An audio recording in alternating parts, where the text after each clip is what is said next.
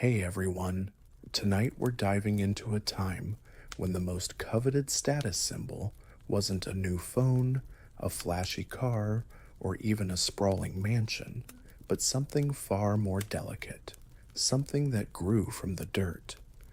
Imagine for a moment your social media feed, but instead of influencers showing off designer bags, it's all about flower bulbs. Picture people risking their life savings, their homes, their entire futures, all for the chance to own a single, specific type of tulip. It sounds a bit like those limited edition sneaker drops, doesn't it? Except, you know, if those sneakers could wilt and die, and if missing out meant you were a social pariah.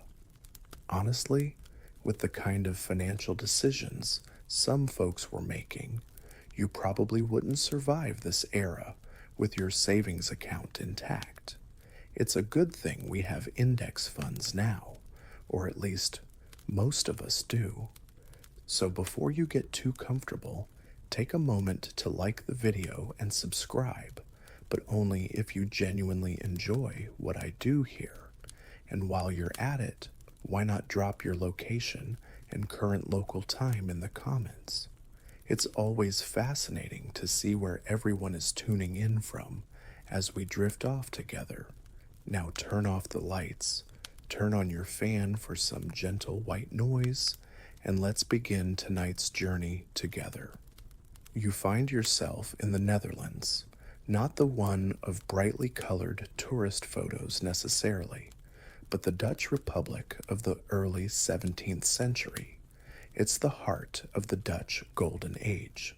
The air, especially near the bustling ports of Amsterdam or Haarlem, is thick with the scent of salt, damp wood, and the exotic promise of spices from faraway lands: cinnamon, cloves, nutmeg, fortunes traded on the wind. You can hear the gentle lapping of water against canal walls, the creak of merchant ships heavy with cargo, and the distant calls of sailors and market vendors.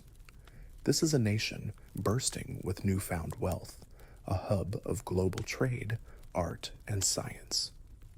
Rembrandt is probably sketching in a dimly lit room somewhere nearby, and Spinoza might be pondering the nature of reality over a simple meal.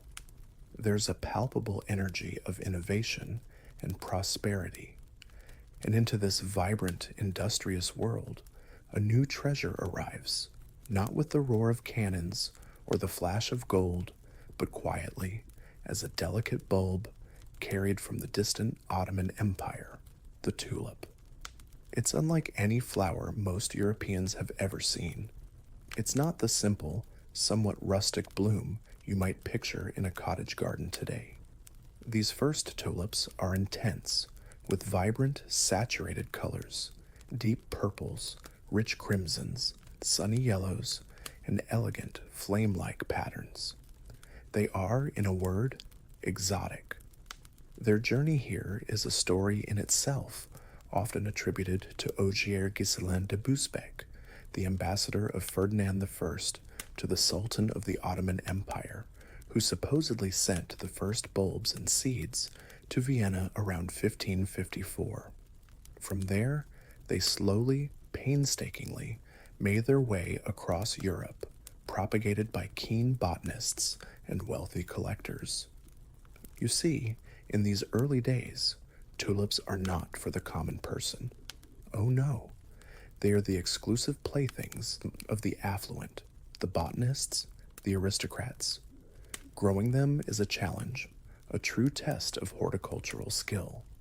They require specific soil, careful tending, and a good deal of patience, as a bulb planted from seed can take 7 to 12 years to flower. Imagine waiting over a decade to see if your floral investment pays off. It's like pre-ordering a video game that won't be released for a presidential term or two. This inherent difficulty and rarity, of course, only adds to their allure. The most prized are the broken tulips, those with feathered or striped patterns on their petals. We know now that this beautiful effect was actually the result of a virus, the tulip breaking virus or mosaic virus, unknowingly spread by aphids. But back then, it was a beautiful mystery, a delightful quirk of nature that made these particular bulbs even more valuable. Gardeners couldn't reliably reproduce these patterns, making each virally infected, stunningly patterned tulip a unique, almost accidental masterpiece. Historians still debate just how widespread the understanding of this viral cause was during the peak of the mania, or if it was largely seen as a sign of a particularly special and desirable plant. Some sources suggest a few keen observers might have suspected a disease, but the allure of the patterns largely overshadowed any such concerns. It was all about the aesthetics. These weren't just flowers, they were living jewels. The possession of thus rare tulips quickly becomes a marker of status, a way for the burgeoning merchant class to display their wealth and sophisticated taste, much like collecting fine art or rare wines today. You can imagine elegant garden parties where the host, with a casual flick of the wrist, points out their prized Semper Augustus or Admiral Leifkin's tulip, its petals a breathtaking canvas of crimson flames on a white background. The names themselves are evocative, grand, sometimes even a little intimidating, reflecting the high esteem in which these flowers are held. There's a whole social ritual developing around them. Visitors to a wealthy home might be given a tour of the garden, the tulip beds being the grand finale. You'd lean in, pretending to understand the subtle differences between a viceroy and a generalissimo, nodding thoughtfully as your host extols its virtues. It's all very refined, very exclusive. The actual bulbs, when dormant, aren't much to look at, just dry, onion-like spheres. Yet within them lies the promise of unparalleled beauty and increasingly immense value. One key figure in the spread and popularization of tulips in the Netherlands is Carolus Clusius, a renowned botanist. In the 1590s, as director of the Leiden University Botanical Garden, the Hortus Botanicus, he cultivated an impressive collection. Clusius was a serious academic, meticulously documenting varieties, but his garden also became a target. Such was the growing desire for these bulbs that thefts from his garden were reportedly common. Imagine being so desperate for a flower that you resort to midnight raids on a university campus. It's a far cry from snatching a traffic cone after a night out. This was serious, high-stakes horticulture crime. This initial phase, stretching through the early 1600s and into the 1620s, is characterized by what you might call collector enthusiasm. Prices are high, yes, but they are generally paid by wealthy individuals who genuinely want the flowers for their beauty and rarity, or by dedicated horticulturists. There's not yet the widespread speculative frenzy that will come to define the peak of the mania. Think of it as the difference between buying a rare comic book because you love the artwork and storyline versus buying 100 copies of a variant cover hoping to flip them for a profit next week. The market is still relatively small, confined to connoisseurs and the very rich. Some historians argue that this earlier period, while seeing escalating prices, wasn't a mania at all, but a reflection of a genuine passion for an exotic luxury item in a newly wealthy society. Others see the seeds of the later speculative bubble being sown here, as the idea of tulips as a tradable commodity, rather than just a garden plant, begins to take root. What's particularly fascinating is that while the Dutch had sumptuary laws, rules designed to curb extravagant displays of wealth in areas like clothing or elaborate banquets, these laws didn't really apply to flowers. So while you might get side eye from the Calvinist church elders for wearing too much lace or gold thread, your garden could be an ostentatious riot of expensive blooms without official censure. It was a loophole for luxury, a way to show off that was, at least initially, socially acceptable. Perhaps this is why the passion for tulips took such a strong hold. It was conspicuous consumption, but cloaked in the respectable guise of appreciating nature's beauty. A rather clever justification, if you ask me. You might see pamphlets starting to appear, not just academic botanical texts, but also more popularly aimed catalogs, sometimes with lavish illustrations, listing different tulip varieties and their characteristics. These become tools for collectors, ways to identify and covet new acquisitions. The conversations in refined drawing rooms and scholarly gatherings begin to buzz more and more with talk of tulips, the latest rare break, the subtle beauty of a particular feathering, the astronomical price someone just paid for a single bulb of a new hybrid. There's a growing sense that these aren't just pretty things, they are investments, and as with any investment that starts to show impressive returns, more and more people are beginning to lean in, their ears perked, wondering if perhaps they too could get a piece of this blooming fortune. The scent of money is starting to mingle with the imagined perfume of the flowers themselves, and it's a heady combination. As the 1620s bleed into the early 1630s, you notice a subtle shift in the atmosphere surrounding tulips. It's less about the quiet appreciation in a private garden and more about the buzz in public spaces. The trade is beginning to move beyond the circles of botanists and wealthy elites. Specialized tulip traders emerge, acting as middlemen.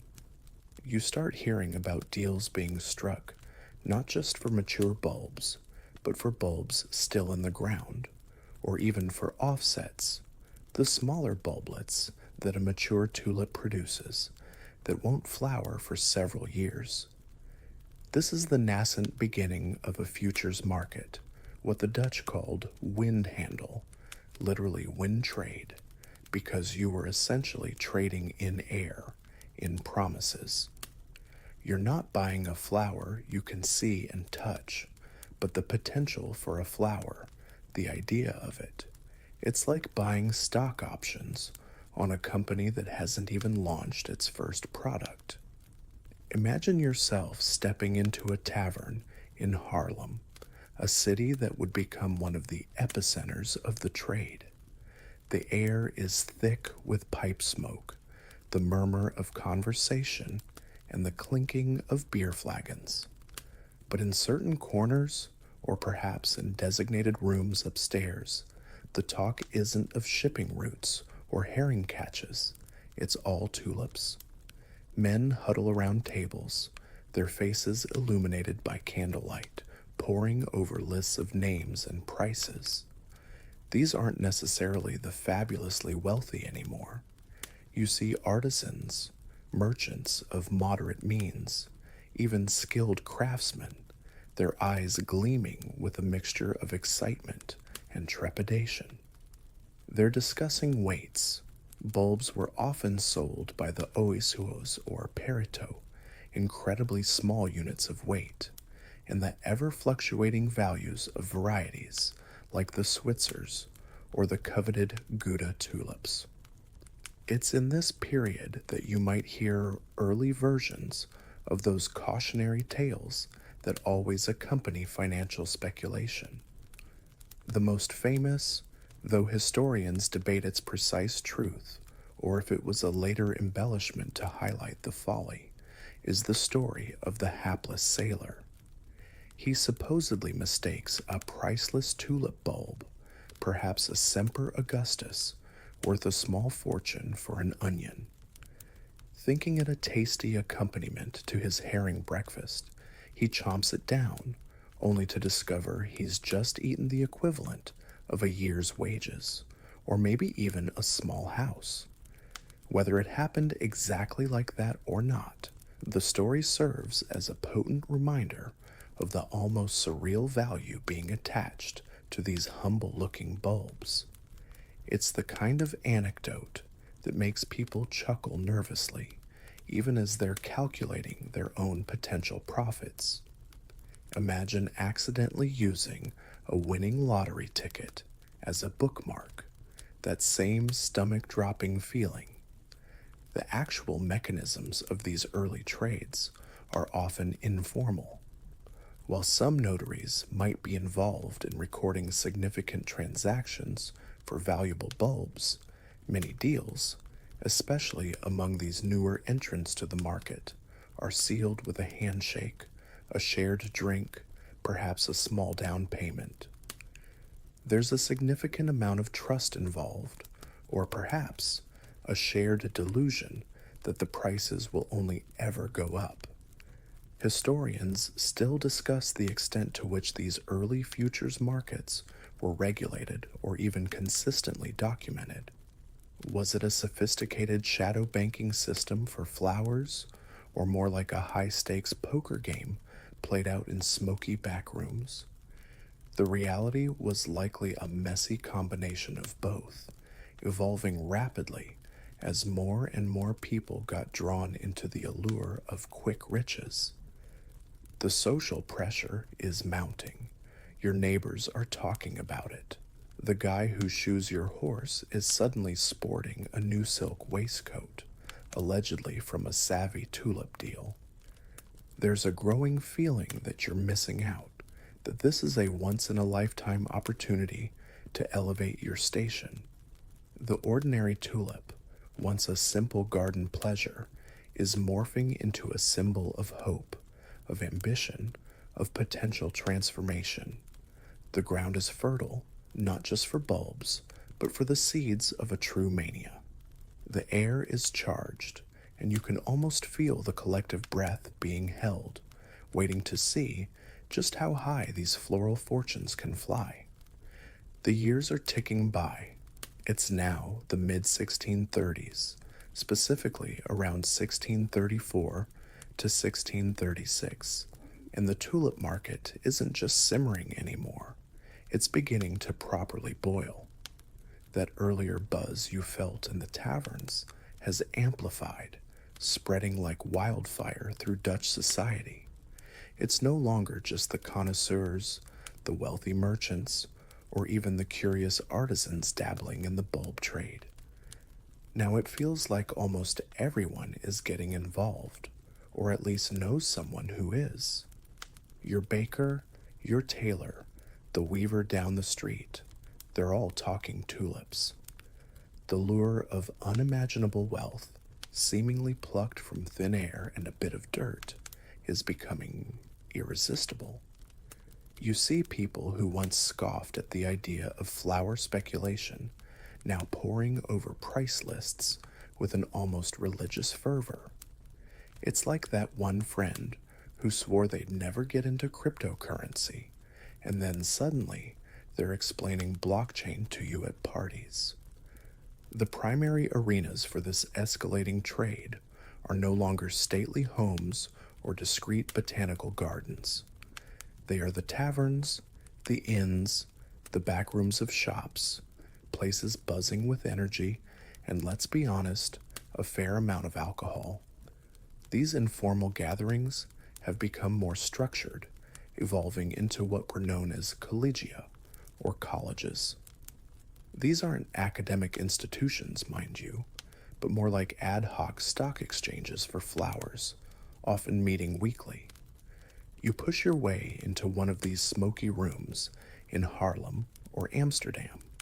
The noise is considerable, men shouting bids, slapping each other on the back, the scrape of chairs, the constant thud of tankards on wooden tables. It's a far cry from the hushed reverence of a collector's cabinet. This is raw, boisterous commerce. Promissory notes, essentially IOUs for tulip bulbs to be delivered later, become the primary currency. Actual bulbs rarely change hands, especially during the winter months when they are safely in the ground. You're trading paper promises, fueled by the collective belief that prices will continue their meteoric rise. And rise they do.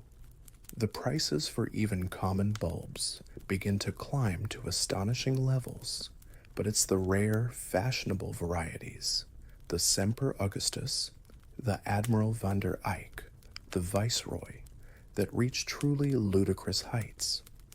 You hear stories, whispered with a mix of awe and disbelief, of single bulbs of these prized varieties being exchanged for entire estates, for prosperous businesses, for teams of oxen, for tons of wheat or cheese.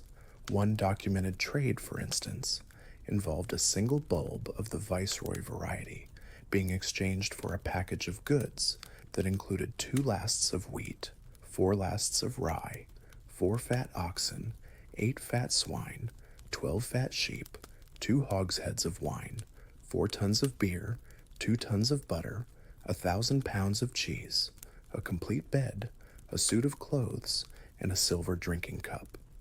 Essentially enough to feed, clothe, and house a family for a good while, all for one flower bulb that might or might not even bloom as expected. It makes those modern-day bidding wars for rare collectibles seem almost quaint. Historians still actively debate just how widespread this participation truly was among the common man, the laborers, the fishermen, the truly poor. While contemporary accounts, especially those written after the crash with a moralizing tone, often depict a society entirely consumed by tulip gambling, from chimney sweeps to nobles. Some modern scholars suggest the participation, while broader than before, might have been concentrated more among the merchant classes, skilled artisans, and those with at least some disposable income or credit. It's difficult to get a precise picture, as many of these tavern trades were off the books. However, there's no denying the speculative fever had gripped a significant portion of the population, far beyond the initial circle of wealthy enthusiasts. It's like a viral trend, but instead of dance challenges, everyone's trying to become a tulip tycoon overnight. The dream is intoxicating. Buy low, sell high, and retire to a life of ease, all thanks to a flower. You see the hope in their eyes, but also a flicker of something else, a gambler's desperate glint. The social pressure to participate is immense. If your neighbor just turned a few guilders into a few hundred on a tulip deal, it's hard not to feel like you're missing the boat, or in this case, the bulb. You're now deep into the heart of it, the winter of 1636, and bleeding into the very first weeks of 1637. This is the absolute zenith, the dizzying, almost hysterical peak of tulip mania. The prices you witnessed before now seem almost conservative. It's as if the entire nation, or at least a very significant and noisy part of it, has collectively decided that these flower bulbs are the most valuable commodities on earth, more precious than gold, more desirable than land. The air itself crackles with a frenetic energy. In those crowded, smoke-filled taverns, fortunes are being made and lost on paper with breathtaking speed. You see men who were, just months ago, struggling to make ends meet, now swaggering with the confidence of kings, their pockets, at least notionally, bulging with guilders earned from trading bulbs they've never even seen. It's the ultimate embodiment of the greater fool theory. You buy an overpriced bulb, knowing it's absurdly expensive, but you're confident there's an even greater fool out there you can sell it to for a higher price. And for a while, it seems to work. The legendary Semper Augustus, with its exquisite crimson flares on a pure white ground, becomes the Holy Grail. We're talking prices that are genuinely difficult to comprehend. A single bulb could be valued at 5,000, 6,000, even up to 10,000 guilders. To put that into perspective, a skilled craftsman might earn around 300 guilders a year. A prosperous merchant's house in a good Amsterdam canal district might cost 10,000 guilders. So yes, people were literally trading houses for flowers. Sometimes, a particularly valuable bulb was so expensive that no single individual could afford it, so shares in the bulb were sold, much like shares in a company. You might own an eighth of a Semper Augustus, your fate tied to the fortunes of a flower you'd likely never possess outright. It's like crowdfunding a Fabergé egg, hoping for a payout. The trade has become almost entirely detached from the physical reality of the bulbs themselves. Remember, this is mostly happening in winter when the bulbs are dormant, planted in the earth. No one is actually exchanging flowers.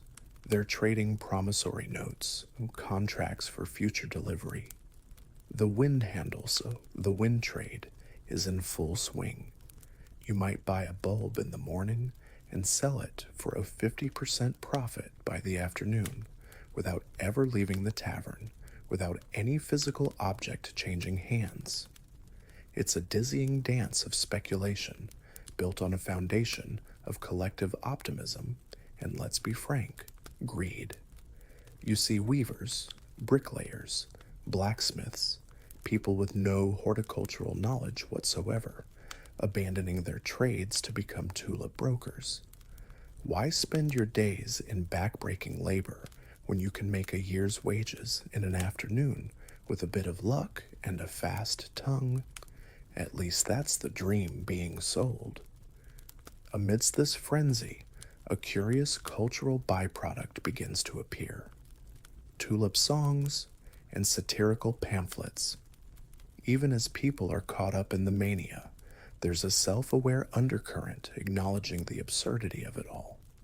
These pamphlets, often illustrated with cartoons of speculators dressed as fools or mythological characters, poke fun at the obsession. Titles like Flora's Fool's Cap or songs lamenting the folly of chasing tulip fortunes circulate. It's a strange paradox. The society is simultaneously engaging in this wild speculation, while also, on some level, recognizing its inherent ridiculousness. It's like watching a reality TV show you know is trash, but you can't look away, and you even join in on the memes. One has to wonder if these satirical jabs were a nervous attempt to cope with the sheer madness of it all, or perhaps a way for those not participating to express their bewildered disapproval. Historians continue to debate the true rationality or irrationality of the participants. Was everyone a deluded gambler, or were there sophisticated players who understood the risks but hoped to get out before the inevitable crash? Some scholars argue that within the context of a rapidly expanding Dutch economy, with new financial instruments developing, some of the early price rises might have had a basis in genuine demand and rarity. Others point to unique structural factors in the Dutch Republic: a strong credit system, a culture of commerce, and a recent influx of wealth that created a fertile ground for such a speculative bubble. It's unlikely there's a single simple answer. You, caught in the midst of it, probably aren't pondering the macroeconomic factors. You're more likely focused on the rising price of that Admiral Van Horn you just bought on credit, hoping to sell it before the next tavern bell signals the end of trading for the day. The tension is palpable. The potential for spectacular gain is matched only by the unspoken fear of an equally spectacular loss. The calendar has now flipped to January 1637, and it feels as though the entire Dutch nation is holding its breath, balanced on the very tip of a golden petal-shaped precipice.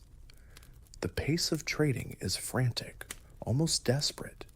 You see people's eyes, wide and bloodshot from too many late nights in the taverns, too much ale, and too much financial anxiety masquerading as euphoria.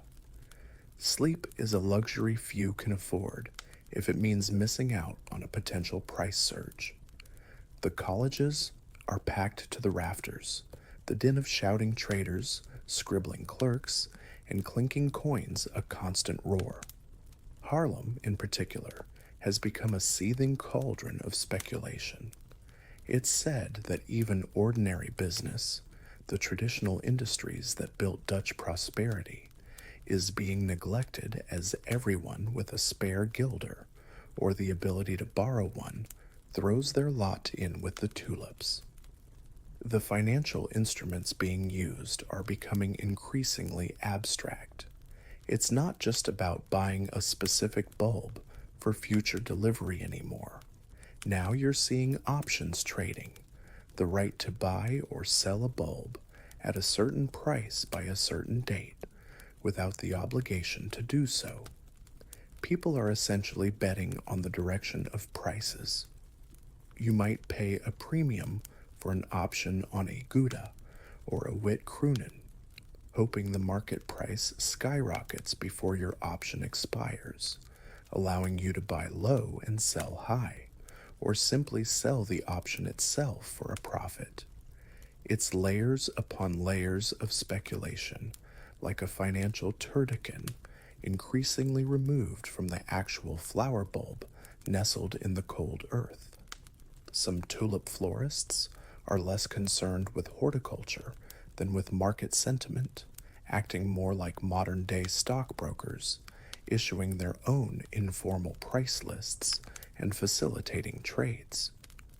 You might even hear of bets being placed not on the bulbs, but on the outcome of other bets, a true sign that things are getting a bit out of hand. Imagine trying to explain to someone from a century prior that people are risking their homes on the fluctuating value of a piece of paper that represents another piece of paper that might eventually lead to a flower. The sheer velocity of money, or at least the promise of money, changing hands is staggering. Fortunes that once took generations to build are seemingly conjured in weeks. You witness a common weaver, someone you might have nodded to in the street a year ago, now dressed in velvets, hosting lavish dinners, all because he got in early on a batch of potbackers. Of course, for every such success story, there are whispers of those who've leveraged everything they own, mortgaged their homes, borrowed from friends and family, all to buy bulbs at these inflated prices, praying they can sell them on before the music stops. The social fabric feels stretched thin, taut with this collective gamble. It's a strange mixture of communal excitement and profound individual anxiety. You can't help but feel the pull, the almost magnetic force of the crowd. If everyone around you is convinced that these prices are real and will only go higher, it becomes incredibly difficult to maintain a skeptical stance. It's the madness of crowds in full bloom. What about the authorities, you ask? Well, they are largely perplexed and hesitant. The Dutch Republic valued its free markets and was generally reluctant to intervene in commerce. There were some voices of concern, moralists preaching against the sin of gambling, and some city councils attempting to issue edicts to curb the excesses. However, these were often too little, too late, or lacked effective enforcement mechanisms.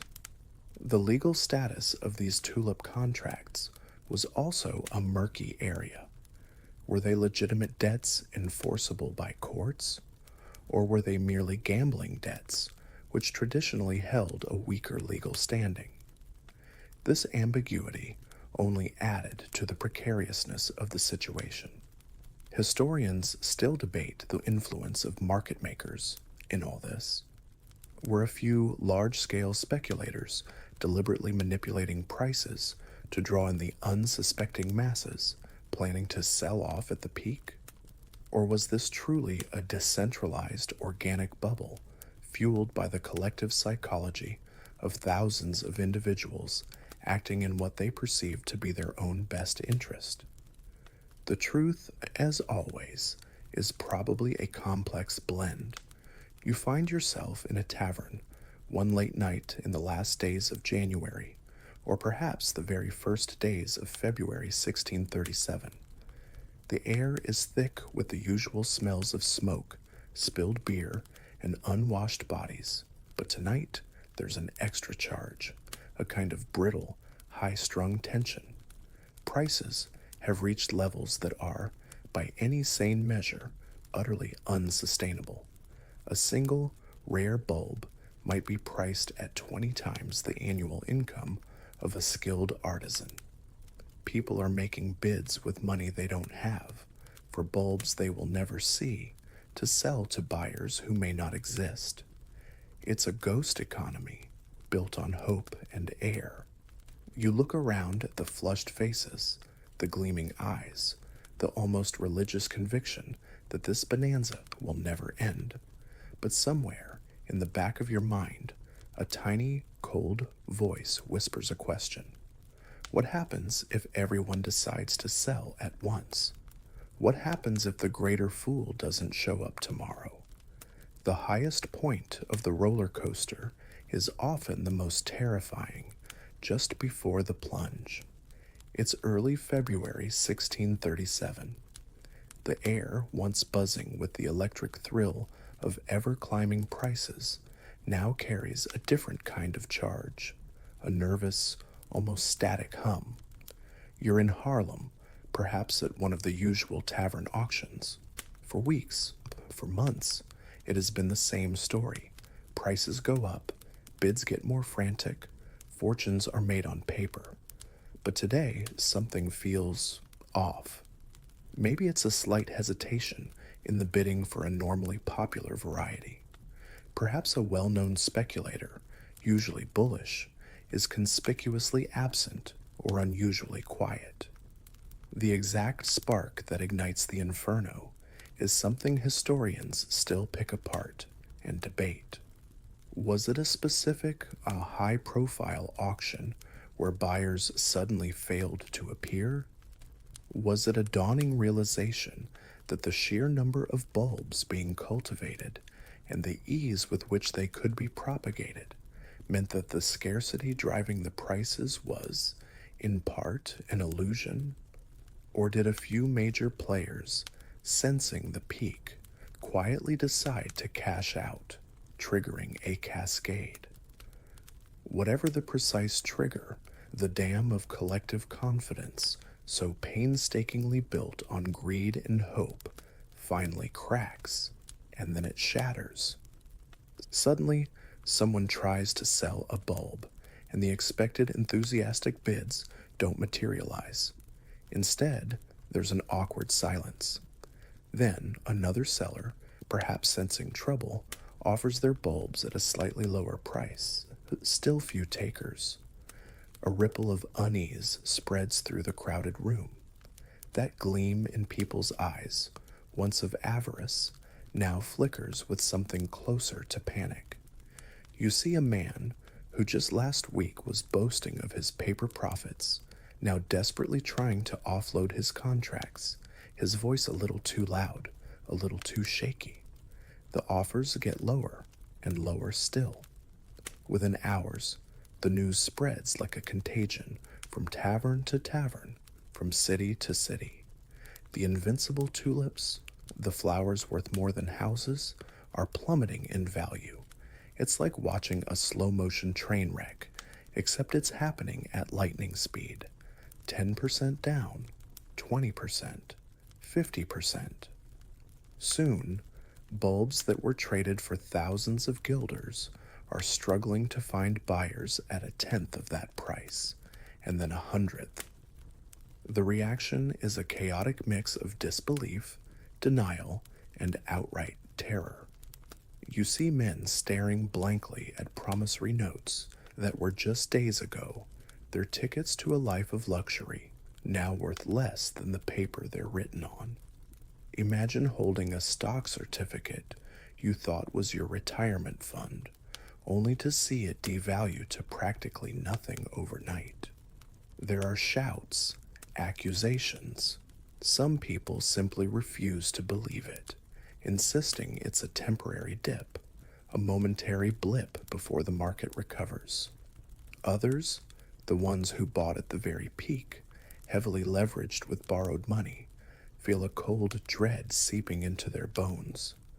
Their grand estates, their fine clothes, their dreams of endless prosperity, all were built on a foundation of air, and the air has just been sucked out of the room. The stories that begin to circulate are grim. You hear whispers of bankrupt merchants, of artisans who sold their tools and workshops now facing ruin.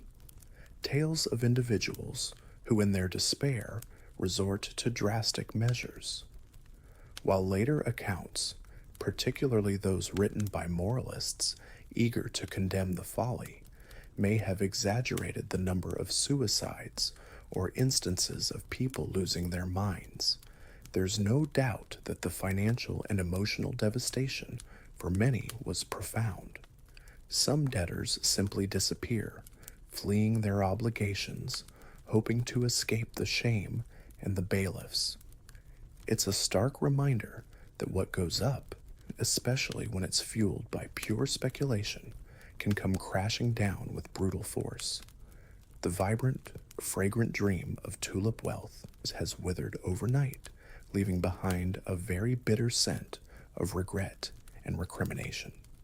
The once coveted bulbs themselves, symbols of unimaginable wealth, now lie in the dirt, virtually worthless, a mockery of the fortunes they once commanded. Some are reportedly left to rot or fed to livestock, a truly ignominious end for a flower that nearly brought a nation to its knees. The weeks and months following that fateful February of 1637 are a landscape of confusion, anger, and legal chaos. The party is definitely over, and now comes the monumental hangover. You see, thousands of people are holding contracts, promissory notes for bulbs at prices that are now a distant, laughable memory. Buyers who had joyfully agreed to pay a fortune for a Semper Augustus now want absolutely nothing to do with it. Sellers who thought they were rich are desperately trying to get buyers to honor these agreements. It's a complete mess. Imagine if everyone who'd ever pre-ordered a massively hyped video game that turned out to be a buggy disappointment tried to get a full refund and compensation for emotional distress all at once. The Dutch authorities, who were slow to react during the ascent, are now pressured to step in and try to untangle this colossal knot. City councils hold emergency meetings. Tulip traders, or florists as they were sometimes called, gather in desperate assemblies, trying to figure out a way forward. Various solutions are proposed. Some suggest that all contracts made during the peak of the mania should be nullified. Others propose that buyers should be allowed to annul their contracts by paying a small percentage, perhaps 10%, of the agreed price to the seller as compensation, essentially converting the outright sale into an option contract after the fact. This latter proposal gained some traction, and some provincial courts even try to enforce it, but it's far from a perfect solution. 10% of an astronomical sum is still a lot of money for a worthless bulb, and sellers who thought they were millionaires are not happy about settling for a pittance. You can imagine the endless arguments, the accusations of bad faith, the desperate pleas for fairness in town halls and courtrooms that are suddenly swamped with tulip-related disputes. The blame game is in full swing. Moralists and preachers, who had perhaps been drowned out during the frenzy, now find a very receptive audience. They thunder from the pulpits about the evils of greed, the folly of speculation, and the just deserts for those who chased worldly illusions instead of spiritual salvation. Satirical pamphlets and prints, which had begun to appear even during the Mania, now proliferate. These often depict tulip speculators wearing fool's caps, riding donkeys, or being led by the nose by Flora, the goddess of flowers, herself portrayed as a fickle temptress. One famous image shows a fool's wagon loaded with desperate speculators heading towards disaster. These images become incredibly popular, cementing the narrative of tulip mania as an episode of collective insanity for centuries to come. It's much easier to laugh at the foolishness of others, after all, especially if you weren't one of the ones who lost your shirt or your house. What's interesting is that while individuals were undoubtedly ruined and many fortunes were wiped out, the Dutch economy as a whole didn't completely collapse. This wasn't a systemic financial crisis on the scale of, say, the 2008 global recession. The Dutch Golden Age continued, trade flourished, and the Netherlands remained a major economic power. Historians still debate the true extent of the long-term economic damage. Some argue it was a relatively contained speculative bubble, albeit a spectacular one, whose impact was more social and psychological than broadly economic. The shock was real, but the underlying strengths of the Dutch trading empire were largely unaffected.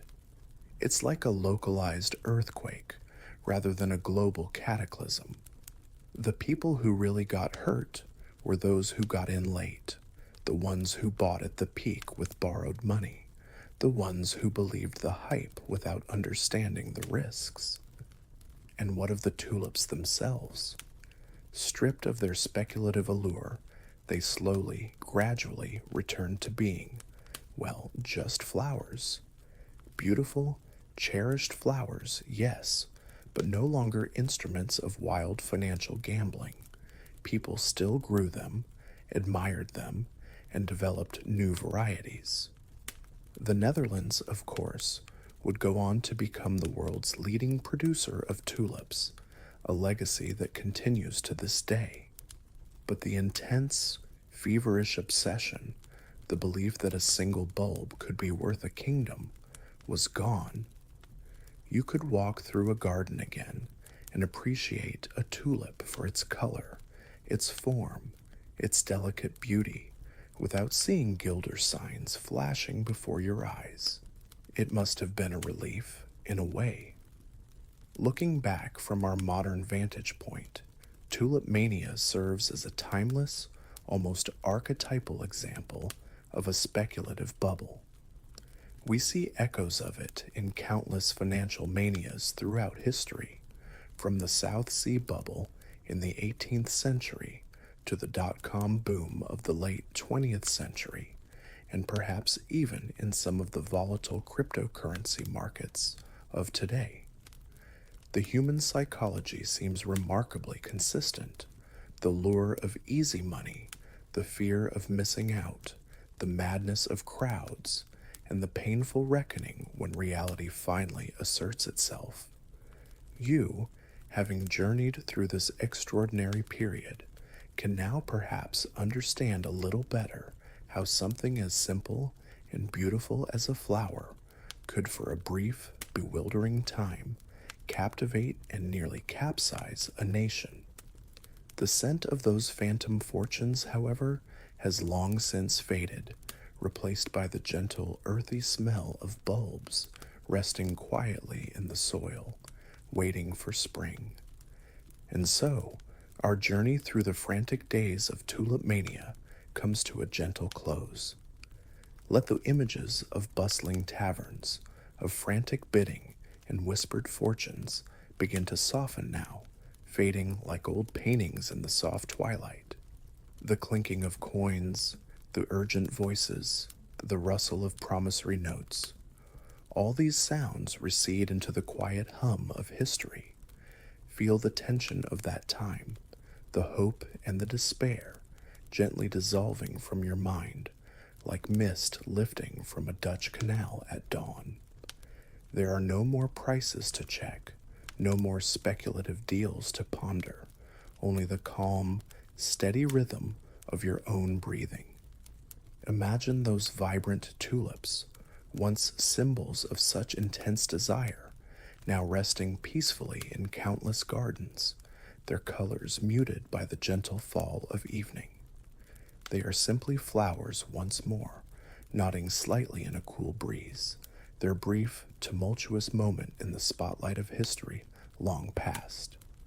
Allow your own thoughts to become still, like the surface of a quiet pond reflecting only the calm, darkening sky.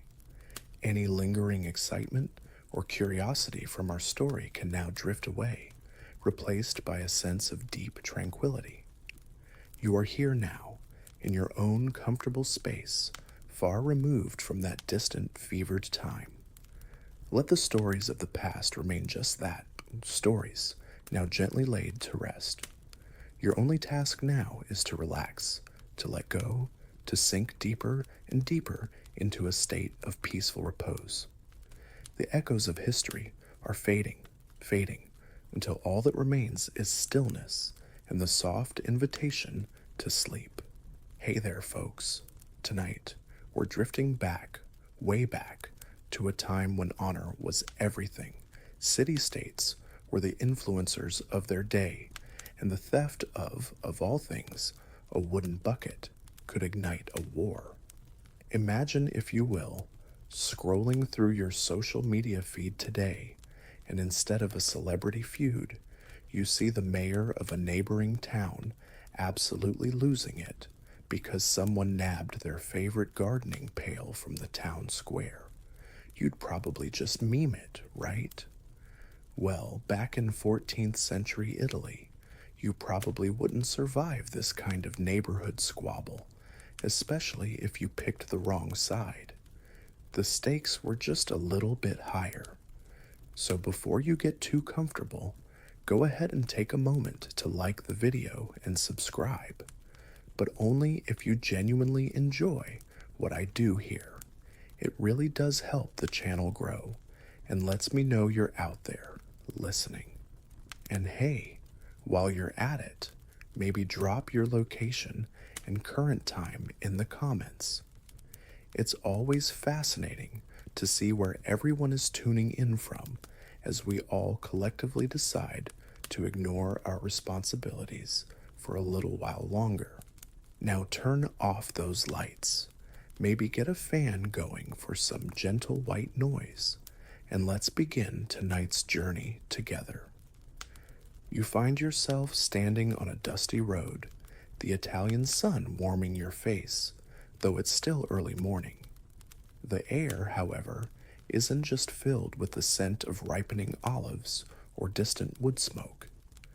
No, there's a tension here, a sort of low hum beneath the surface of daily life, like the thrum of a cello string pulled just a bit too tight. You're in the region of Emilia-Romagna, a place that will one day be famous for its Parmesan cheese and fast cars, but right now, In the early 1300s, it's a patchwork quilt of fiercely independent city-states. Think of them less as charming tourist destinations and more like rival high school sports teams, but with more swords and considerably less adult supervision. Each city, be it Bologna, Modena, Ferrara, or any of the others dotting the landscape, sees itself as the center of its own universe, and they're not exactly shy about it. Towers, tall and imposing, pierce the skyline of every major town. They're not just for show or for admiring the view, though the view is admittedly spectacular. No, these are status symbols, defensive structures, and a very unsubtle way of saying, my city is more important than your city. Some families even built them ridiculously high just to outdo their neighbors, leading to some comically unstable architecture. Historians still debate whether the primary motivation for these tower building sprees was genuine military strategy, or just an extreme form of keeping up with the Joneses, or in this case, the Ordolafis or the Peppelis. You pull your somewhat scratchy woolen cloak a little tighter. It's not particularly cold, but there's a chill in the political air that has nothing to do with the weather. The big loyalty divide, the one that slices through Italy like a particularly enthusiastic pizza cutter, is between the Guelphs and the Ghibellines. Now, trying to explain the Guelphs and Ghibellines in full is a surefire way to induce a coma, not gentle sleep. But in very broad strokes, the Guelphs generally supported the Pope, while the Ghibellines typically backed the Holy Roman Emperor. Simple, right? Oh, if only. These allegiances shifted like sand dunes in a desert wind, often having more to do with local rivalries and petty grievances than any grand ideological stance. One city might be Guelph just because their annoying neighbor was Ghibelline. It's like choosing your favorite sports team based purely on which one your older sibling hates the most. Bologna, the jewel of the region, a city bustling with students at its ancient university, the oldest in the Western world, in fact, which is a rather impressive claim to fame, is staunchly Guelph. You can feel their pro-papal pride in the very cobblestones beneath your worn leather shoes. Modena, on the other hand, just a short gallop away, is fiercely Ghibelline, loyal to the emperor. The two cities are like oil and water, or perhaps more accurately, like two cats in a very small, very expensive sack. They're constantly hissing and spitting at each other, raiding farmlands, and generally making a nuisance of themselves across the shared border. It's been this way for generations. You might overhear a merchant in a Bologna tavern complaining about Modenese raiders stealing his chickens, a common and frustrating occurrence. It's this simmering, centuries-old animosity that forms the backdrop for our story. Little do you know, as you observe the everyday hustle, the bartering in the marketplace, the clang of a blacksmith's hammer, that this pot of resentment is about to boil over, all thanks to a very ordinary, very unassuming wooden bucket. One bizarre detail from this era is that some knights, in an attempt to be extra intimidating, or perhaps just overly flamboyant, would sometimes attach bizarre ornaments to their helmets, like miniature windmills or even stuffed animals. Imagine trying to take a fearsome warrior seriously when he's got what looks like a child's toy strapped to his head. You meander through the crowded streets of Bologna, taking in the sights and sounds. The air is thick with 1,000 smells: baking bread, roasting meats, the sharp tang of wine from a nearby osteria, and the less pleasant but undeniably authentic aroma of medieval city life. Let's just say sanitation wasn't exactly a top priority. Students from the university, identifiable by their dark robes and often boisterous demeanor, hurry past, clutching precious books. These aren't your modern, mass produced paperbacks, mind you. Each one is a hand copied treasure, immensely valuable, and the university itself is a hotbed of intellectual debate, drawing scholars from across Europe. One of the mainstream historical facts about Bologna University is its crucial role in the revival of Roman law, which would form the basis for many European legal systems. It was a place where ideas, not just goods, were traded with fervor. The talk in the piazzas and wine shops, however, isn't just about Aristotle or civic law. It's increasingly about Modena. Whispers of Modenese provocations are everywhere. Perhaps a border fort was brazenly reinforced by Modenese troops, or a Bolognese merchant caravan was accidentally diverted and relieved of its goods near Modenese territory. These aren't full-blown battles, not yet, but they're like a series of increasingly aggressive pokes to the ribs. You see the city guard, the Maznade, looking a bit more on edge, their armor perhaps polished a little more diligently, their spear points a tad sharper. There's a feeling that something has to give. The Bolognese, proud and numerous, feel the sting of these insults keenly. Their city is larger, wealthier, and in their minds, far more sophisticated than upstart Modena. How dare those Ghibelline ruffians behave with such impudence? You might wander past a group of young Bolognese nobles, their fine silks a stark contrast to your own more practical attire. They're gesturing wildly, their voices raised in indignation. They speak of honor, of the need to teach Modena a lesson. It's easy to get caught up in the fervor, the collective indignation. It's a bit like that feeling when your favorite sports team has been consistently cheated by the referees, or so you believe. The desire for retribution becomes almost a physical need. Historians still debate the exact economic impact of these constant low-level conflicts. Were they a serious drain on the resources of cities like Bologna and Modena, hindering their growth, or were they just a sort of accepted, if annoying, background noise, factored into the cost of doing business in 14th century Italy? It's hard to say definitively how much these squabbles truly cost in terms of lost trade or agricultural output. One particularly strange detail from this period is the existence of school d'armes, or fencing schools, where not only nobles, but also wealthy merchants learned the art of swordplay. But it wasn't always about elegant duels. Some of these schools taught rather underhanded street fighting techniques, including how to use your cloak to distract an opponent, or even how to effectively wield a common stool in a tavern brawl. So much for chivalry when your bar tab is on the line. You can almost picture a distinguished professor of law by day learning how to disarm someone with a well-aimed tankard by night.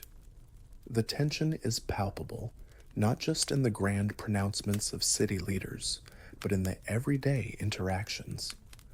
A Modenese accent heard in a Bolognese market might earn a cold stare, or worse. Trade, which should flow freely, becomes sluggish and fraught with peril between the two rivals. Each minor incident, each stolen pig or border dispute, adds another dry twig to a growing pyre.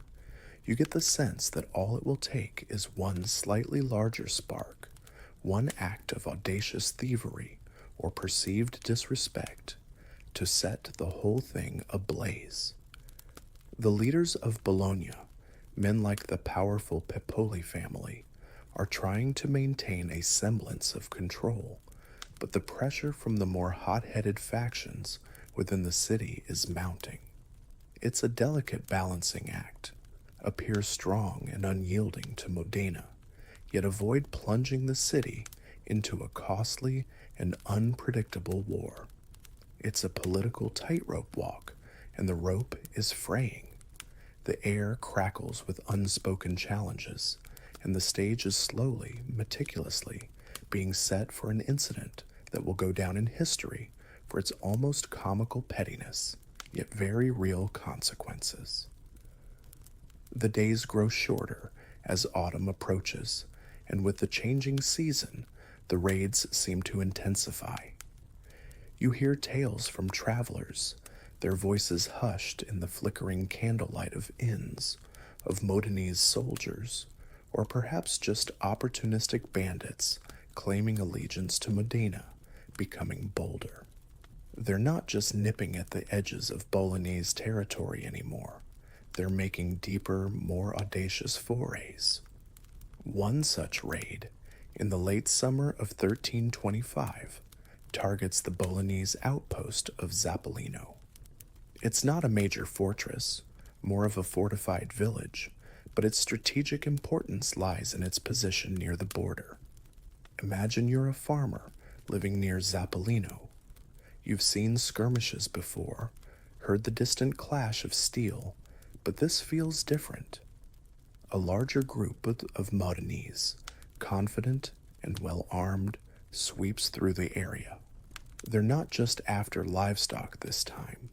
They're after plunder, yes, but also after a bit of what we might today call making a statement. They ransack homes, pillage what they can, and generally cause chaos, all while thumbing their noses at Bolognese authority. It's a calculated insult, designed to provoke. And then it happens. Amidst the chaos of the Zappolino raid, as the Modenese are gathering their loot and preparing to withdraw before any significant Bolognese force can intercept them, some of them enter the main piazza. There, in the center, is a well, and beside the well, or perhaps drawn from it, is an ordinary wooden bucket. It's nothing special, probably oak, bound with iron hoops, the kind you'd see in any town, in any backyard across Italy. But in the heat of the moment, fueled by adrenaline and inner-city rivalry, one of the Modenese soldiers, or perhaps a group of them, decides this bucket is the ultimate trophy. It's not about its monetary value, which is negligible. It's about the symbolism. Taking the public bucket from the well is like capturing a tiny piece of the town's soul, a mundane yet essential part of its daily life. It's a way of saying, we were here, we took what we wanted, and you couldn't stop us. We even took your bucket. They snatch it up and carry it back to Modena in triumph, probably laughing all the way. You can almost picture them, parading it through the streets of Modena, this humble wooden pail now elevated to the status of a war prize. It's so absurd, it's almost funny. If this were a movie, this is where you'd expect a record scratch and a freeze frame. A bucket? Really? That's what's going to cause all the fuss? One mainstream historical fact here is that border raids and cattle rustling were incredibly common between rival medieval Italian city-states, a sort of accepted, albeit violent, form of ongoing low-intensity conflict. The Zappolino raid itself, pre-bucket napping, was par for the course. When news of the stolen bucket reaches Bologna, along with exaggerated tales of the Zappolino raid, the city collectively loses its mind. It's the final indignity, the straw that breaks the camel's already overburdened back. The bucket itself is insignificant, but what it represents is enormous. Modenese arrogance, Bolognese humiliation, and a direct challenge to Bologna's honor. The war hawks in Bologna seize upon the incident.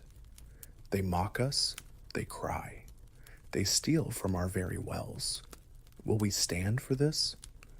The pressure on the Bolognese authorities, the anziani or elders, becomes immense.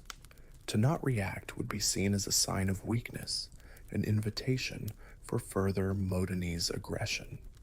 Historians still debate whether the Modenese intentionally took the bucket to provoke a larger conflict, or if it was just a spontaneous act of plunder by rowdy soldiers that unexpectedly escalated. Was it a calculated political move by Modenese leaders, or just a prank gone horribly, horribly wrong? The truth is likely buried somewhere in the boastful stories of the soldiers and the outraged accounts of the Bolognese. One particularly bizarre detail that sometimes crops up in chronicles of the time, though often unverified, are tales of duels fought over incredibly trivial matters: the quality of a rival's poetry, the beauty of a particular lady, or even the alleged cheating in a game of dice. It highlights a society where personal and civic honor were paramount, and perceived slights could escalate with alarming speed. The city of Bologna, fuming and indignant, issues an ultimatum to Modena: return the bucket and perhaps offer some reparations for the raid on Zappolino. You can imagine the scene in Modena when this demand arrives. Laughter, most likely. Scorn, definitely. Return the bucket? The symbol of their glorious little victory? Never. The Modenese, led by the formidable Passerino Bonacolsi, Lord of Mantua, and at that time in control of Modena, were not about to be intimidated. They effectively tell Bologna to go whistle, and just like that, the stage is set. Bologna, feeling it has no other option to restore its honor and curb Modenese impudence, declares war, all over a single, solitary wooden bucket. It seems utterly ridiculous, and yet, here you are, on the cusp of a conflict that will draw in thousands, all because someone decided to liberate some cooperage from a well. The drums of war are beginning to beat, a steady, ominous rhythm replacing the usual hum of city life. The declaration of war hangs heavy in the air, heavier than the scent of autumn smoke. It's one thing to shout insults across a border or engage in a bit of opportunistic raiding. It's another entirely to mobilize entire cities for a full-scale conflict. You feel the shift immediately. The usual hustle and bustle of Bologna takes on a new, frantic energy. Blacksmiths, who just weeks ago were hammering out plowshares and horseshoes, now find their forges glowing day and night, churning out spearheads, arrow tips, and repairing dented armor. The rhythmic clang of metal on metal is no longer a sound of industry, but of impending battle. You see conscription notices posted in the main squares, calling upon able-bodied men to join the city's militia. This isn't a professional, standing army as we might think of it today. It's a citizen force composed of artisans, merchants, even university students, all expected to defend their home. Their enthusiasm varies wildly. Some are eager, caught up in the patriotic fervor, envisioning glorious victory. Others are more reluctant, their faces etched with worry for their families and businesses. It's like a city-wide group project where the grade is survival, and not everyone did the reading. In Modena, a similar scene unfolds, though perhaps with a touch more swagger. They are, after all, the holders of the now legendary bucket, a symbol that has rather absurdly galvanized their spirits. Passerino Bonacolsi, their leader, is an experienced warlord. He knows that wars aren't won on bravado alone, though a little bit certainly doesn't hurt morale. He begins to call in his own levies and, crucially, reaches out to his Ghibelline allies. This is where the conflict starts to widen beyond just Bologna and Modena. Other cities, allied to one side or the other through a complex web of treaties, rivalries, and family ties, begin to take notice. The Guelphs of Florence might send aid to Bologna, while Ghibelline powers like Mantua or Ferrara might rally to Modena's cause. The War of the Bucket is threatening to become a regional affair. One mainstream historical fact from this period is the vital role of mercenary companies, known as condottieri. While citizen militias formed the bulk of many armies, these professional soldiers for hire, led by charismatic captains, were increasingly common. They offered skilled troops and military expertise, but their loyalty was often to the highest bidder, and they could be notoriously unreliable if their pay was late. You might see a grim-faced condottiero captain haggling with city officials in a smoke-filled back room, negotiating terms for his band of hardened veterans. These negotiations were often tense, as cities had to balance the need for experienced troops against the risk of these same troops turning on them or looting indiscriminately if not properly managed. You observe the preparations, the sharpening of blades, the fletching of arrows. Horses are requisitioned, carts are loaded with supplies, sacks of grain, barrels of wine, because even an army marches on its stomach, and apparently its liver, and all the necessary implements of siege and battle. The mood is a strange cocktail of excitement, fear, and grim determination. Young men practice drilling in the city squares, their movements often clumsy and uncoordinated, a far cry from the disciplined legions of ancient Rome. It's a bit like watching a school play an hour before curtain. You hope they pull it together, but there's a distinct possibility of someone tripping over a spear. One bizarre detail concerns the non-combatant roles. It wasn't just soldiers who went to war. Armies were followed by a vast train of support personnel, cooks, blacksmiths, armorers, surgeons, whose skills were often more terrifying than the enemy's weapons, and a surprising number of merchants and sutlers looking to make a profit by selling goods to the soldiers. Sometimes, even wives and families would trail along, creating a chaotic, mobile city that followed in the army's wake. Historians still debate the actual level of popular support for such wars. Were the common citizens, the ones who would do most of the fighting and dying, truly as enthusiastic as the chronicles penned by the elite often suggest, or was there a significant undercurrent of resentment and a desire for peace that simply wasn't recorded? It's likely a mix, with enthusiasm waning considerably as the true costs of war became apparent. The initial movements are tentative. Small scouting parties from both sides clash in the disputed borderlands. There are ambushes, skirmishes over bridges or fords, each a tiny, bloody prelude to the main event. The countryside, once a place of agriculture and rustic peace, becomes a landscape of fear. Villagers hide their valuables, send their livestock into the hills, and pray that the gathering storm passes them by. But it won't. The armies are massing, Bolognese and their Guelph allies on one side, Modenese and their Ghibelline confederates on the other. The objective for Bologna is clear: march on Modena, retrieve the bucket, and punish their rivals. For Modena, it's about defending their prize, their honor, and giving the Guelphs a bloody nose. The chosen battlefield, it seems, will once again be near Zappolino, the site of the initial bucket-related transgression. It's as if the land itself demands that this ridiculous feud be settled where it began.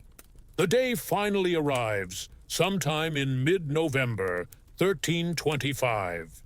The Bolognese army, a vast host, perhaps numbering around 30,000 infantry and 2,000 cavalry, marches out from the city gates. It's an impressive sight, a river of steel and humanity, banners snapping in the crisp autumn air. The Carroccio, Bologna's sacred war wagon, trundles along in their midst. This was a large ox-drawn chariot carrying the city's standard, an altar, and priests to conduct mass. Losing the Carroccio in battle was an unimaginable disgrace, so it was heavily defended. It was more than just a rallying point. It was the symbolic heart of the city on the move, a mobile representation of civic pride and divine favor. You watch them go, a mix of peasants armed with simple spears, well-equipped citizen militia, and contingents of allied Guelph knights. Their mood is confident, perhaps overly so. They outnumber the Modenese significantly, and they are, after all, fighting for the righteous cause of bucket retrieval. Or so they tell themselves. The Modenese, under Bonacolsi, are fewer in number, perhaps 5,000 infantry and 2,000 cavalry. But they have chosen their ground carefully, near the castle of Zappolino, on a slight incline. They also have a contingent of highly effective German mercenary cavalry, a serious trump card. Bonacolsi is a wily commander. He knows he can't win a straight slugging match against the larger Bolognese force. He needs to rely on discipline, terrain, and perhaps a bit of Guelph overconfidence. You can imagine the Modenese soldiers looking down at the approaching Bolognese host, feeling a knot of apprehension, but also of fierce determination. They are defending their city, their homes, and yes, their ridiculously symbolic bucket. The air grows cold as the armies draw closer. You can almost hear the nervous jests of the soldiers, the creak of leather, the snorting of horses, the low murmur of thousands of men steeling themselves for what is to come. Scouts ride back and forth, relaying information about enemy positions. There's a strange stillness before the storm, a pregnant pause where every rustle of a leaf, every distant bird call seems amplified. One of the more peculiar aspects of medieval warfare was the pre-battle parley.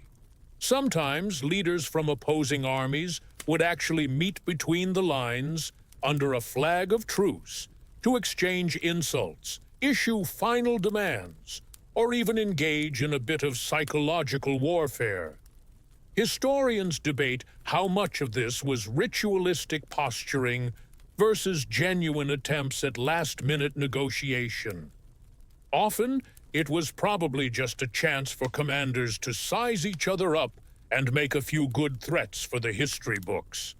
It's like the trash talk before a big game, but with the potential for significantly more dismemberment.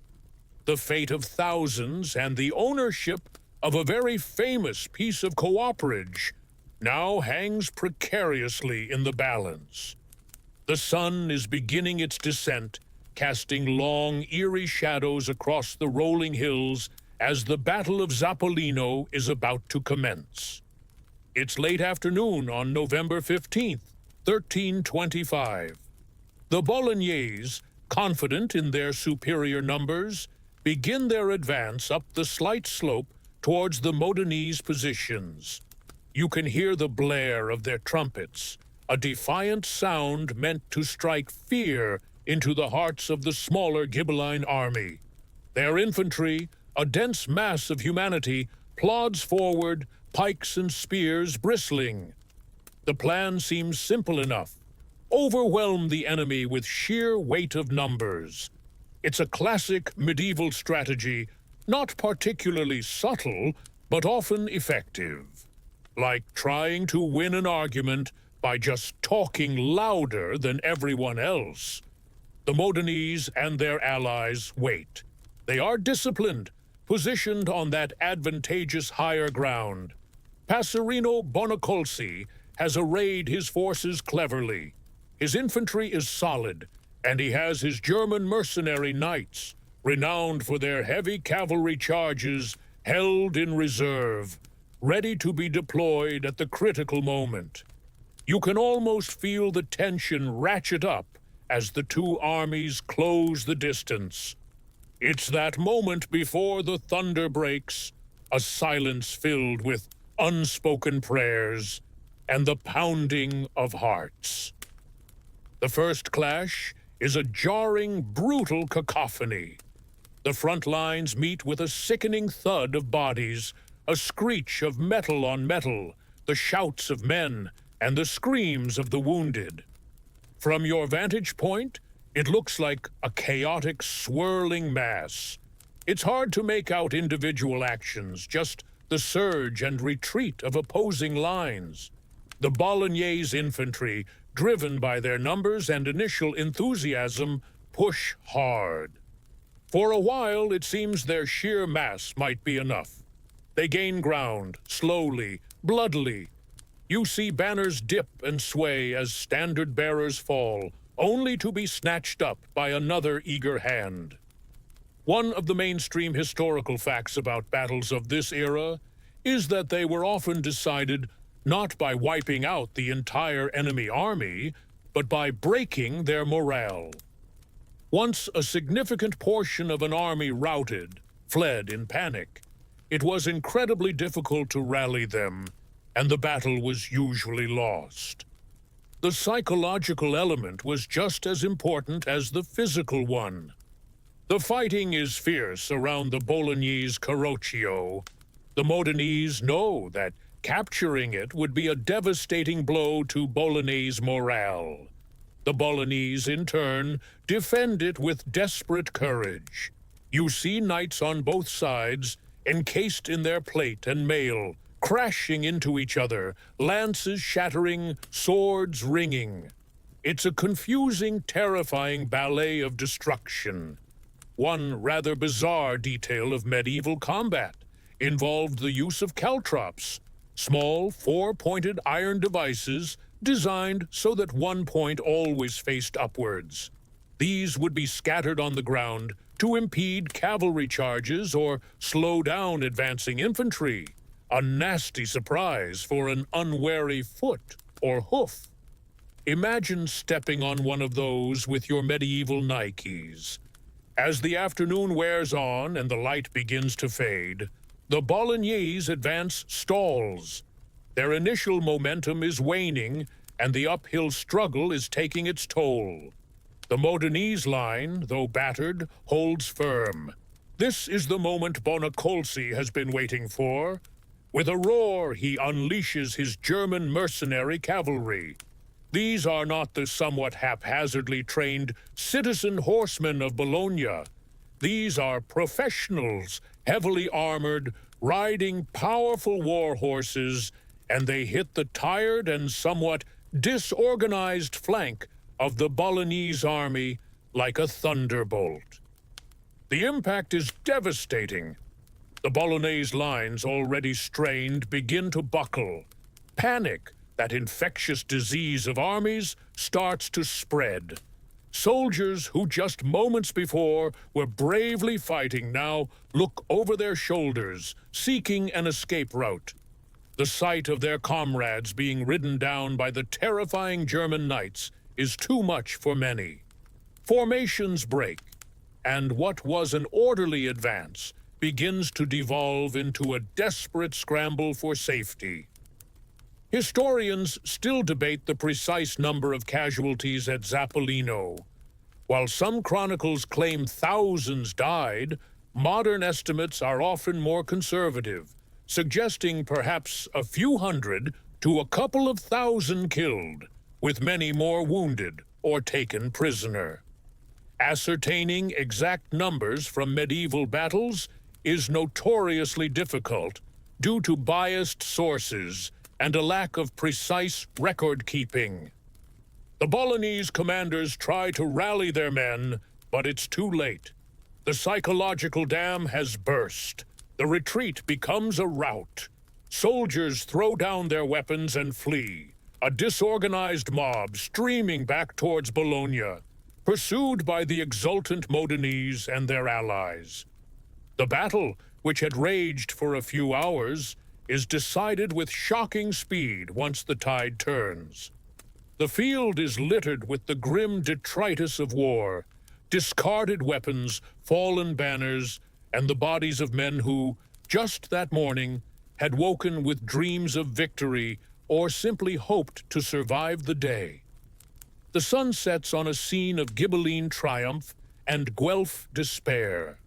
The Modenese have not only held their ground, but have inflicted a stunning defeat on their much larger rivals. And the bucket? It remains firmly in Modenese possession, its legend now cemented in blood. The Modenese don't stop at the battlefield. Flushed with victory, they pursue the fleeing Bolognese forces for miles, all the way to the very gates of Bologna. You can imagine the scene. The victorious Ghibellines, energized by their unexpected triumph, harrying the routed Guelphs, capturing stragglers, and adding to the general panic. They don't attempt a full siege of Bologna itself. Their army, even in victory, isn't large enough to invest such a major, well-fortified city. But they make their presence known. They ride up to the city walls, taunting the defenders, parading captured banners, and of course, making a great show of the infamous wooden bucket. It's like the medieval equivalent of a victory dance in the end zone, but with more pointy objects and a much higher chance of starting another brawl. Inside Bologna, the news of the devastating defeats at Zappolino arrives like a physical blow. Disbelief turns to despair, then to anger and recrimination. You see the citizens crowding the streets, their faces pale, anxiously awaiting news of loved ones who marched out so confidently just hours before. Wounded soldiers straggle back, bringing with them horrific tales of the battle, of the German knights, of the utter collapse of their army. The city gates are hastily barred, the walls manned by whoever can be found, old men, young boys, anyone capable of holding a spear or dropping a rock. The triumphant trumpets of the morning have been replaced by an anxious, fearful silence, broken only by the wails of grief and the urgent shouts of commanders trying to organize a last-ditch defense. The Bolognese Carroccio, that sacred symbol of their city, was thankfully not captured, though it was a near thing. Its defenders fought with the ferocity of lions to ensure its safe return, but even that small consolation does little to dispel the gloom that has descended upon the city. The loss of men is significant, but perhaps even more damaging is the blow to Bologna's pride. They, the larger, wealthier, and in their own eyes more important city, have been utterly humiliated by their upstart rivals, and all ostensibly because of a piece of utilitarian woodwork. One mainstream historical fact is that medieval cities under threat of siege would often expel useless mouths, the very old, the very young, the infirm, to conserve food and water supplies for the defenders. It was a brutal but sometimes necessary measure for survival. Thankfully, Bologna is spared a full siege this time, but the fear of one is very real. The Modenese, led by the triumphant Passerino Bonacolsi, spend a few days camped outside Bologna, making a general nuisance of themselves. They raid the surrounding countryside, burning farms, often Bolognese property, of course, and ensuring that the message of their victory is received loud and clear. This was common practice. Warfare wasn't just about battles, but also about crippling the enemy's economic ability to wage further war. And then, in a final act of supreme medieval trolling, they stage a sort of mock paleo, or festival, right outside the city walls, replete with celebratory games and feasting, all within sight of the humiliated Bolognese. The centerpiece of this celebration, you guessed it, the wooden bucket displayed for all to see. They even, according to some chronicles, reenact parts of the battle, a kind of medieval highlight reel designed to rub salt in Bolognese wounds. One bizarre detail from accounts of post-battle celebrations or taunts in this era involves the symbolic defilement of enemy emblems or even mock trials and executions of effigies representing the defeated leaders. It was all part of the psychological warfare, designed to demoralize the enemy and assert dominance. Imagine the Modenese holding a kangaroo court for a scarecrow dressed as a Bolognese noble, with the bucket presiding as judge. Historians still debate the strategic goals of Bonacolsi's actions after Zappolino. Was he genuinely hoping to provoke Bologna into another rash attack, or was his primary aim to thoroughly humiliate them and secure Modenese prestige and Ghibelline dominance in the region? His decision not to press on with the full siege of Bologna suggests the latter, a desire to deliver a sharp, painful lesson rather than engage in a protracted and costly conquest. After a few days of this calculated psychological warfare, the Modenese, laden with plunder and reveling in their victory, finally withdraw, taking the bucket back to Modena. There it is hung in the bell tower of the city's cathedral, the Ghirlandina, as a perpetual trophy of their triumph.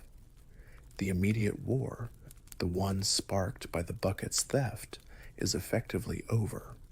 But the animosity, the bitterness, the desire for revenge in Bologna, these things linger, simmering beneath the surface. The Battle of Zappolino doesn't end the Guelph-Ghibelline conflict, nor does it bring lasting peace between the two cities. It simply adds another bloody chapter to their long and storied rivalry. The Bolognese are left to lick their wounds, rebuild their shattered army, and ponder how they could have been so thoroughly outmaneuvered and defeated. The sting of this particular loss, tied so directly to such a mundane object, will be felt for a long, long time. The immediate aftermath of Zappolino and the Modenese victory parade leaves Bologna in a state of stunned introspection. You can feel the shift in the city's atmosphere. The boisterous pride has been replaced by a more somber, contemplative mood. There are, of course, endless discussions in the piazzas, the taverns, the university halls. How could this have happened? Who was to blame? The generals? The quality of the troops? Bad luck? Or perhaps some whisper it was divine displeasure. It's a lot like the Monday morning quarterbacking after your team gets unexpectedly thrashed in the championship game. Everyone has a theory, and most of them involve firing the coach. The political repercussions are significant. The ruling Guelph families in Bologna face a crisis of confidence. Their authority is questioned, their military prowess found wanting. There are likely shifts in power, with more cautious, or perhaps more aggressive factions vying for control, each proposing a different path forward. Do they seek immediate revenge, risking another humiliating defeat? Or do they focus on rebuilding, on strengthening alliances, on waiting for a more opportune moment to settle the score? These are not easy questions, and the city is divided. One mainstream historical fact is that military defeats in Italian city-states often led to internal political upheaval. Governments could be overthrown, powerful families exiled, and new constitutions or ruling councils established as citizens sought scapegoats or demanded reforms in the wake of such failures. Meanwhile, in Modena, the mood is understandably jubilant. The bucket, now proudly displayed, becomes an almost holy relic, a symbol of Ghibelline defiance and Modenese martial valor. Passerino Bonacolsi's prestige soars.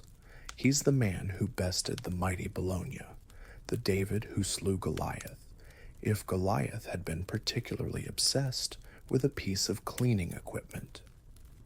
Modena enjoys a period of increased influence in the Ghibelline alliance. They've proven their mettle. You can imagine Modenese merchants traveling to other Ghibelline cities, being clapped on the back, offered the best wine, and endlessly asked to recount the glorious tale of Zappolino and the legendary bucket. They probably got tired of telling it, but then again, probably not. The War of the Bucket itself, meaning the specific conflict ignited by the Zappolino raid and culminating in the battle, dies down. There isn't an immediate, large-scale resumption of hostilities between Bologna and Modena. Both sides are likely exhausted, and Bologna certainly needs time to recover. However, this doesn't mean peace suddenly breaks out, with Guelphs and Ghibellines holding hands and singing Kumbaya around a campfire. Oh no. The broader conflict between the papal and imperial factions continues to simmer across Italy, and smaller-scale raiding, skirmishing, and political maneuvering remain a constant feature of life. The bucket incident becomes a particularly famous episode within this larger, ongoing struggle.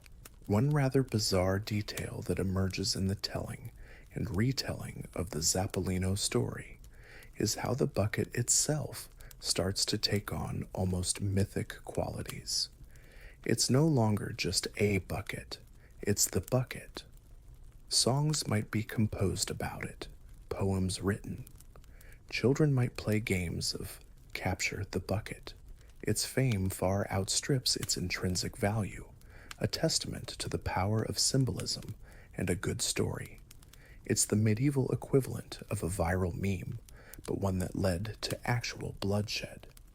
Historians still debate the long-term military or strategic significance of the Battle of Zappolino.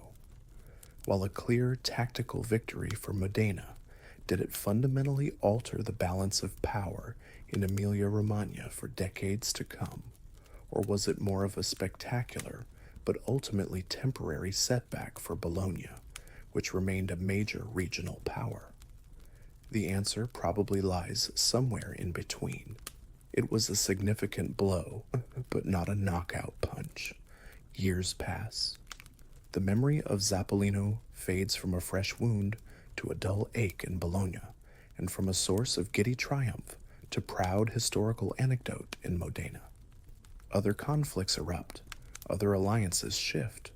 Popes and emperors continue their grand chess game for control of Italy, and the city-states are the often unpredictable pieces on the board. Yet the story of the bucket endures. It's too good, too absurd, too perfectly Italian to be forgotten.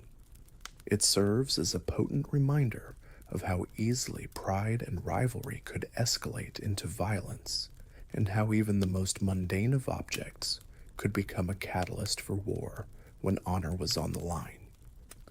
You might see an old soldier in a Bolognese tavern years later, nursing his wine and muttering about that cursed bucket, his eyes still reflecting a shadow of the humiliation of that November day. Generations come and go. The political landscape of Italy continues its turbulent evolution. The era of independent city-states eventually begins to wane as larger regional powers and foreign influence grow. Yet the bucket remains in Modena, a silent witness in the Ghirlandina Tower. It's said that Bologna never truly gave up on getting it back, though their methods may have shifted from open warfare to more diplomatic, or perhaps just less conspicuous, attempts. There are tales, likely apocryphal, of Bolognese spies trying to infiltrate Modena with the sole aim of liberating the Pale, or of hefty sums being discreetly offered for its return. None of these efforts, if they even happened, bore fruit. The Modenese weren't about to part with their most famous trophy. It was too much a part of their identity, their civic pride. It's like asking a sports team to return its championship trophy just because the rival team feels sad. Not going to happen. One mainstream historical fact is that peace treaties in this era often involved complex exchanges of territory, reparations, and sometimes even symbolic gestures of reconciliation. However, the bucket seems to have transcended such mundane negotiations. It was in a category of its own. While peace was eventually formally declared between Bologna and Modena, several times in fact, as these things often needed refreshing, the bucket itself remained a point of contention, albeit a more dormant one. Eventually, its status shifted from an active symbol of war to a historical artifact. The passions it once inflamed cooled into a sort of grudgingly respectful, or perhaps humorously exasperated, acknowledgement of its role in their shared past.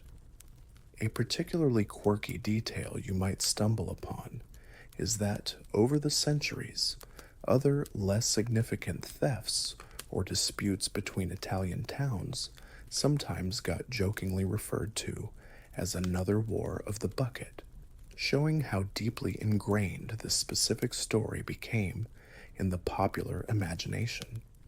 It became the archetype of a conflict sparked by a seemingly trivial cause. Historians still debate the extent to which the War of the Bucket was truly unique, or if it was merely an unusually well-documented and memorable example of the endemic, honor-driven violence that characterized intercity relations in medieval and Renaissance Italy. Were there dozens of other wars of the skillet or battles of the misplaced hat that simply didn't have as catchy a name or as good a chronicler? It's entirely possible. As you wander through the corridors of time, looking back at this peculiar episode, the bucket itself transitions from a spoil of war to a museum piece. It's still there, you know. A replica, anyway, of that simple wooden pail is still displayed in Modena. The original is too fragile, too precious, a testament to its incredible journey. It reminds us that history is not just made by grand pronouncements and sweeping geopolitical shifts, but also by the small, the mundane, the utterly unexpected, like a group of soldiers deciding that a bucket would make a really great souvenir. And so, the legend of the bucket settles into the annals of history, a curious footnote that somehow manages to be both comical and a stark reminder of the very real consequences of human folly. You reflect on how this humble object, crafted for the simple purpose of drawing water, became an unwilling protagonist in a drama of civic pride, political maneuvering, and armed conflict. It saw heroes and cowards, witnessed acts of bravery, and moments of sheer absurdity. It outlasted many of the men who fought and died for it, or because of it. It's a quiet testament to the idea that sometimes the most enduring legacies are born from the most unexpected and frankly silliest of origins. If that bucket could talk, imagine the stories it would tell. Probably a lot about the bottom of wells, and then a very confusing period of being paraded around and occasionally threatened by angry men with swords. The rivalry between Bologna and Modena, of course, didn't vanish overnight. It continued in different forms for centuries, a thread woven into the rich tapestry of Italian history. They might compete in trade, in artistic patronage, or even in the quality of their cuisine, a battle still fiercely waged today, some might argue. But the raw, open warfare over a stolen pail eventually faded into the realm of, can you believe our ancestors actually did that? One mainstream historical fact is that as the Renaissance progressed and Italy became a battleground for larger European powers like France, Spain, and the Holy Roman Empire, the internal squabbles of city-states, while still occurring, were often overshadowed or subsumed by these larger conflicts. The scale of warfare changed, and perhaps the reasons for fighting, while not always wiser, became at least a little less focused on domestic water receptacles. You find yourself in modern-day Modena, perhaps wandering through the Piazza Grande. You look up at the Ghirlandina Tower, its elegant form reaching for the sky, knowing that within its walls, or at least a revered replica, rests that fabled bucket, gives you a peculiar sense of connection to that distant, turbulent past. It's a tangible link to those passionate, quarrelsome, and incredibly human people of the 14th century. They loved their cities with a fierce intensity, and their sense of honor was something they were prepared to defend, quite literally, to the death. It makes you wonder what objects today might, in a different context, spark such disproportionate reactions. Your favorite coffee mug? That parking spot you always aim for? Hopefully, we've evolved to settle such disputes with strongly worded emails rather than massed infantry. One rather amusing detail that emerges when looking at the legacy of the bucket is how it occasionally pops up in popular culture. Poems, operas, even satirical works have been inspired by this strange war. Alessandro Tassoni's 17th century mock heroic poem, La Secchia Rapita, The Stolen Bucket, is perhaps the most famous example, a work that pokes gentle fun at the whole affair, immortalizing the absurdity for future generations. It ensures that the story is remembered not just as a historical event, but as a rich source of cultural commentary and humor. Historians still debate the true catalyst for the war. Was the bucket the genuine casus belli, the sole reason for the explosion of violence?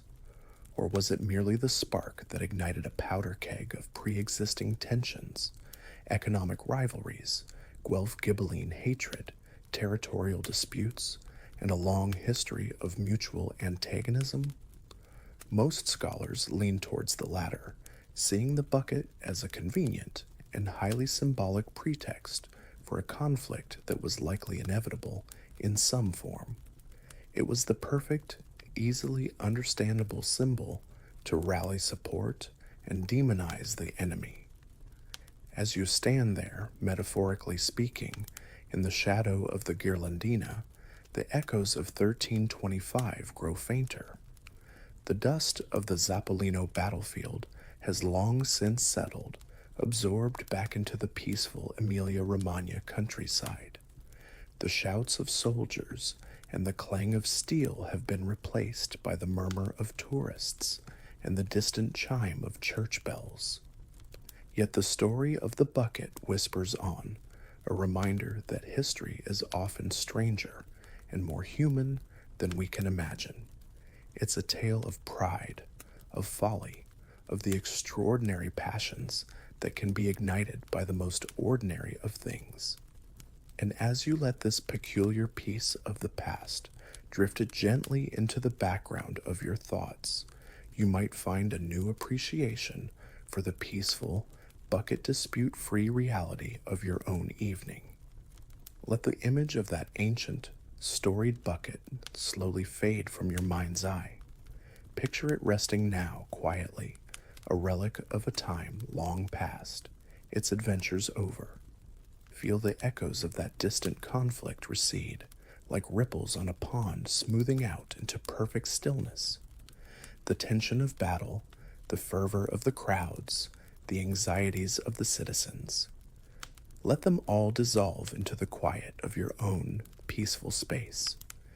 Your breathing is becoming slower now, deeper.